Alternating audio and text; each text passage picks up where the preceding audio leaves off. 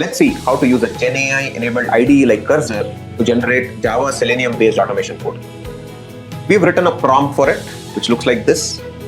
To create this prompt well, you need to have good knowledge of automation testing. For example, you have to describe exactly what needs to be automated, additional details like the XPaths, directory structure, the functions to create, weights to be used, etc. We are automating searches on YouTube. The goal is to fetch the top 3 movies that get listed when we search for something. Let's take this prompt and instead of writing code for it, we'll paste it into this interactive window here on Cursor.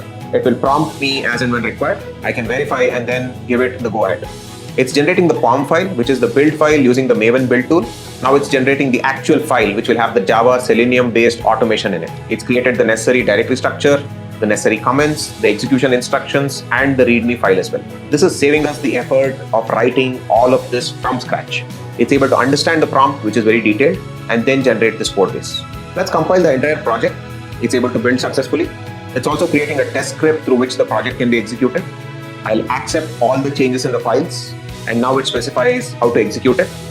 Let's go ahead and run those commands. See if this automation can actually work. And we see there's an issue here. Now it's also able to figure out that there's an issue here and that it should fix it. Now it's created a new file to run it.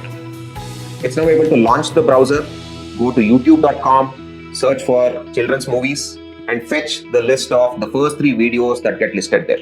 This is what GenAI can accomplish today. It can generate your entire code base for you, given a detailed prompt.